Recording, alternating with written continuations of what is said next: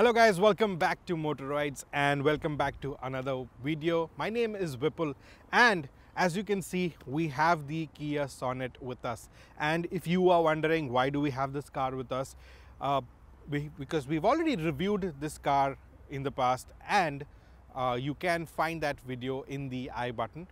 But we do have this car for a reason. So a lot of people have been asking about the 1 liter DCT turbo engine that the Kia Sonet comes with, and which is why today we've driven the car and we wanted to tell you how this car actually drives and how is it compared to its competitors.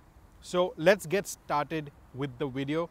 Now the Kia Sonet comes in a lot of configuration options in terms of engine, in terms of transmission, and in terms of the fuel as well. So if you are in the market for a turbo petrol engine and you want an automatic gearbox with it, you can go for the Kia Sonet in its 1 liter turbo DCT avatar. So this is a decently powered petrol engine in the sub 4 meter SUV segment and it is very good in terms of performance. So we're going to talk more about that once we get driving. So let's get into the car and hit the road. So now we are driving the Kia Sonet in its 1 liter turbo DCT variant. This is powered by a 1 liter turbocharged engine that produces 118 bhp of power at 6000 rpm and 172 newton meters of torque. Now this is mated to a 7-speed dual clutch transmission and the power delivery is pretty linear. You just have to put your foot on the gas and the power will come in. The turbo kicks in at around 2000 rpm, and so 2000 to 6000 rpm is where the meat of the power is. And the car is, I wouldn't call it a very fun to drive a car for the enthusiast, but it is decently fun to drive because the car is pretty powerful and also the power does come in a linear fashion. The gear shifts happen very quickly in the normal mode, and you will find yourself in the 5th gear for speeds as low as 50 kilometers per hour. So it is a very easygoing engine. It's easy to drive and you will not have any kind of issues driving the car. Now the car also comes with 3 driving modes. Eco mode is where you will get a lot of fuel efficiency. Apart from that, you have the normal default mode in which the car will start, and it has a mix of both good efficiency as well as good power delivery. Apart from that, you also have the sport mode where the car becomes a little more enthusiast and the responses to the accelerator push is much better and you get quicker acceleration as well.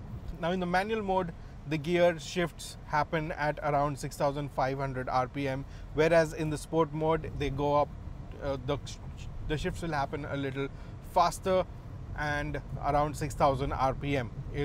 To get manual control, you can either use the drive selector, or the car is also equipped with paddle shifters, so you can have a lot of fun while you are driving the car. So that was the performance of the engine. Besides that, the ride and handling of the car is one of the main talking points here, because the ride is a little stiff, but the suspension setup is also a little stiff, and if you fill up the tire pressure is on the higher side, you are going to feel each and every bump on the steering wheel.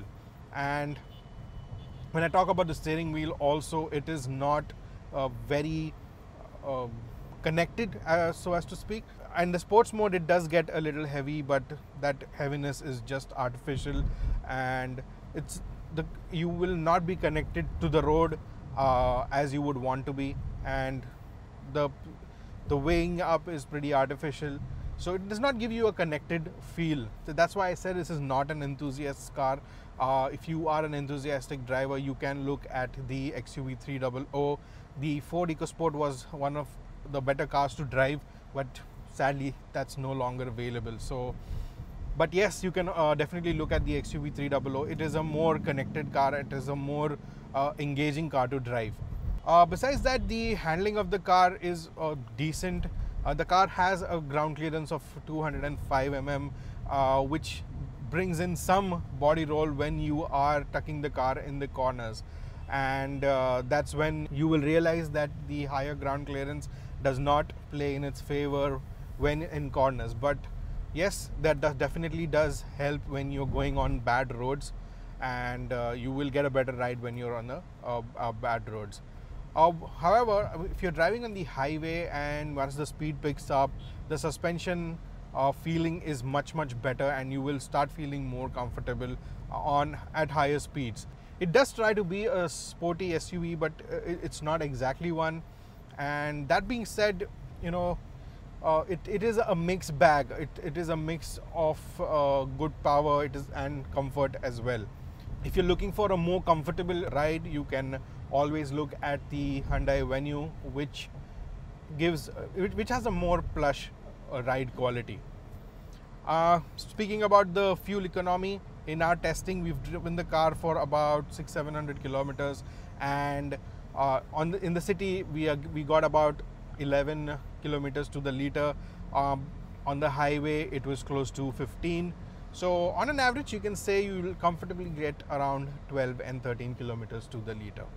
Talking about the 0 to 100 times, this car can go from 0 to 100 in just 11.4 seconds, which is pretty decent for this kind of a car. So that was the Kia Sonet 1 liter turbo DCT. Let us know, what do you think about this car? And besides this car, if you don't want to go with the Sonet, you obviously have the option of the Hyundai Venue, which is due for an update. The Hyundai Venue has a better ride quality, it is more plush, and it is more comfortable in terms of city driving.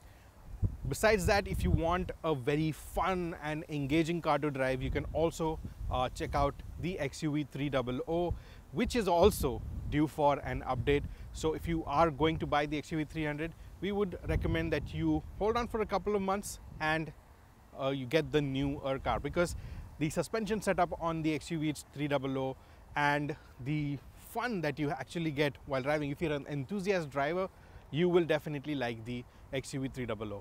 The Sonet is trying to give you the best of both the worlds. However, the suspension and the artificial steering feel are like two of its biggest chinks in the armor, and that's why if you want a plusher ride, you can go for the Hyundai Venue. If you want a fun drive, you can go for the XUV 300. If you want a mix of both, you can definitely go for the Kia Sonet.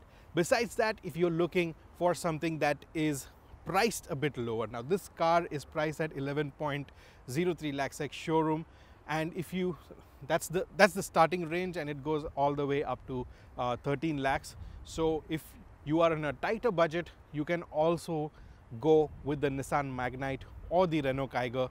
Both the cars are very good in terms of fuel efficiency, and they have decent power, they have decent riding, they have decent driving fun as well.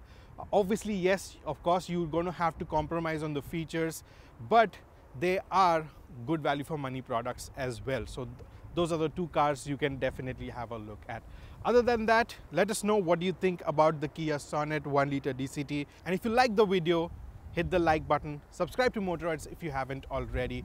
This is Vipul signing off. I will see you in the next video. Until then, rev hard, rev free, and drive safe.